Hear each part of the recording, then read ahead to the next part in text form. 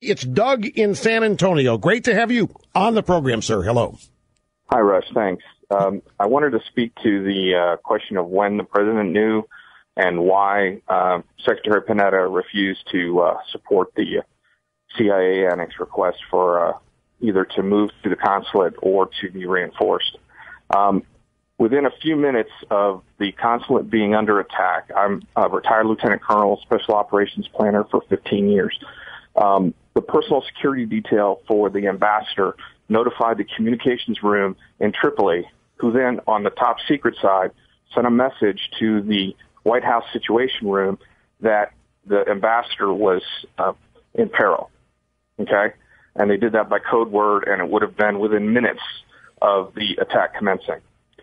The White House Situation Room has a list of what's called essential elements of friendly information. That's the military's acronym for it, but they would have a similar thing, critical information list.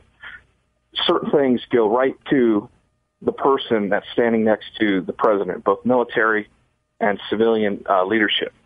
So he would have known within minutes, or is supposed to be informed within minutes, because an ambassador is a four-star equivalent, very high, very important person, represents the president, essentially is the president's, is the surrogate of the president in that country. So the White House cannot deny that the president knew immediately. They are. They are. Well, it's a bald-faced lie. I'm giving you some inside baseball information. I believe you. You're talking about watch desks. That tells me you know what you're talking about. Well, it's even a little more frustrating than that. So when that message, that code word goes out, flash traffic, that an ambassador is in peril, okay? We have heard this. This is in our parlance. The way we heard this, Doug, was essentially the panic button was hit. That's how we civilians. This was explained to me the first time somebody who knew what they were talking about referenced this as a panic button. Essentially, was hit, and that once that happens, everybody that receives it knows what's going on. There's no doubt about it. So that's pretty much true, right? Right, but it's even more detailed than that, Rush. What it means is when the code word goes out, there's standard operating procedures. The geographic combatant commander that's responsible for Libya would have been part of that message traffic, and his Think in Extremis force, which is a special forces unit. Okay, let me stop you there for another question. So, because what a lot of people have been told, the excuse that has been offered, in fact, from Condoleezza Rice on Greta Van Susteren a couple nights ago, the impression is, well, there's so much traffic coming in. There's so many emails, so many cables, so many memos. It's it would take somebody hours to sift through it. What you're telling me is that there are systems designed to penetrate all that in a real emergency? Well, there's three networks, Rush. The emails that have been released are unclassified emails. On the top secret side, a flash traffic message from the embassy Tripoli to the White House Situation Room, it's like an IM.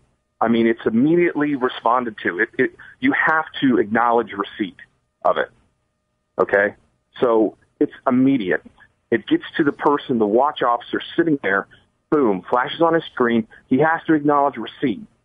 And then there's a protocol for who he then sends it to. And he physically turns to someone, the senior guy on watch, says, this is a critical element of information. POTUS needs to hear this. And that's what would have happened. So no one in the White House can deny that. Well, they can deny it, but the fact is the protocol says someone marched their happy little ass up to the senior guy standing next to POTUS and said, sir, Ambassador Libya is in peril. And if he was missing, that is even a higher precedence. And then the chain would have also gone out automatically to the Geographic Combatant Commander, AFRICOM, and he would have then turned to his Special Operations Commander and said, I want the in extremis force, strip ready in 5 minutes. And evidently they were strip ready in Sigonella. And they would have had the assets to penetrate the airspace. An MC-130 Papa, which is a C-130 specially equipped with the electronic countermeasures, they didn't need permission to enter Libyan airspace. Okay? I'm giving you a lot of inside baseball stuff and maybe putting myself in a little peril by doing it. But the in extremis force, they would have been chomping at the bit to do this. It was turned down by POTUS at his 5 p.m. Eastern Time meeting with the principals. That's when he put the kibosh on everything. It was a conscious act. It essentially has to be because, the in extremis force is required to be prepared to do in extremis non-combatant evacuation operations for its geographic responsibility. The entire continent of Africa. So there's always somebody ready to go. And the aircraft are always prepared to go. It's maddening to say that there was not an intelligence. An intelligence guy is not a decision maker. He's just some skinny analyst dude that tells the decision makers, this is what we know. Well, the decision makers who are so risk averse now need perfect intelligence. They would have had to have, in the calculus of this, to know that, whatever the attacking force was, if I put 15 or 50 or 100 operators on the ground, they'll have success. Well, no one knows that. In soft planning, you plan to fail half the time. What about the story we've been told that not only was there so much traffic coming in that it was impossible to find the right stuff, which you've now explained, but they're also telling us that the president wasn't told for a while, and even now, as late as today, recently as today, they're saying that the 3 most recent emails. It sounds like we're talking about flash traffic's not emails, right? Flash traffic is digital from station to station. Right. So they're misleading us left and right. They're trying to say, well, the president, they will not explain. They will not tell us what happened to the 3 emails and why he didn't get them or why he wasn't told or when he knew or what. They're basically portraying the president as removed from all this. Well, bottom line is a flash traffic saying that the ambassador's in peril, or worse, missing. The protocol is for someone to physically make contact with the person in the chain that's supposed to determine what happens next. Now, I can't, I wasn't in the... Okay, let me ask. A question came up yesterday that I couldn't answer, and I need to ask you. Just from what you're saying, but let's assume for a second, this is unreal, but let's assume they can't find POTUS. Let's assume he's just not engaged. Who has trigger authority on a response to something like this? Well, in extremis, you say we don't need permission to send a C-130 in there to disrupt. Who orders it in there in a situation like this? Who has the authority to order the C-130s, wherever they are, Italy, wherever they are, to take action? If you can't find the president, is the president the only guy that can give that order? No, sir. Okay? Basically, in the absence of permissions, okay, you have standing orders. And one of the standing orders to the geographic combatant commander is to preserve life of American citizens. Exactly. Precisely. And he's a 4-star. He's in Germany. AFRICOM, headquarters is in Germany. And their ops center would have been monitoring this in real time because it's part of their geographic responsibility. And they would have been going through the different, permutations of courses of action of who can get there the quickest. Now, in their geographic area, they have Combined Joint Task Force Horn of Africa, which is in Djibouti, and I served there when it was the Joint Special Operations Task Force Crisis Response Element. And we had responsibility for all of CENTCOM and AFRICOM and Africa, because at the time there was no AFRICOM. And we had the capacity to get from where we were in Djibouti to Benghazi in about 3 hours, 4 hours, depending on what we wanted to take.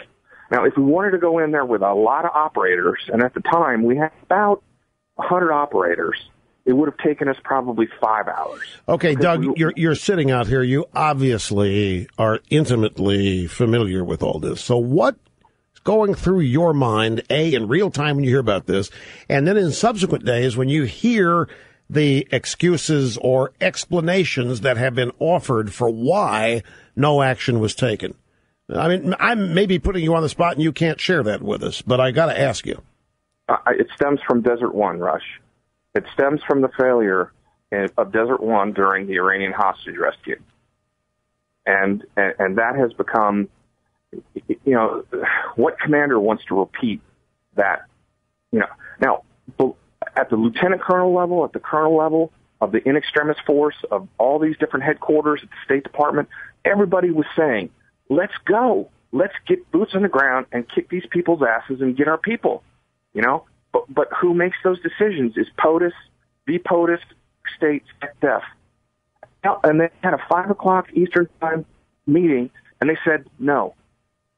We're willing to have the consulate overrun and the ANT overrun and all those people, which is before would have been killed, dozens. We're willing to stop people are going to want the fact that they're afraid of replicating Carter's boondoggle. That's not going to fly with a lot of people. Well, sir, I hate to break it to you, but that has the people that are 4 stars right now, okay, were young officers, and they saw what happened to the leadership, okay? Now, I'm not saying on the special ops side. Special ops guys. But I mean, there are alternate explanations. There are political campaign explanations that people have conjured up to explain why Obama would not want any military activity taking place there in order to make sure that an image is created for his campaign. We're defeating Al Qaeda. They're on the run. We got bin Laden. We can't. All those memes, are probably in play, but mostly it's just incompetence and not understanding, the principle of you don't leave anyone behind. Okay? No, Doug, look, I know you've stuck your neck out here, and you obviously know your stuff intimately well, and I really appreciate your call. It's fabulous to get your input and knowledge on this. Somebody refused to make a gutsy call. Well, you can say some ambassador, some Obama, whoever, but that's what it boils down to. Somebody refused to make a gutsy call.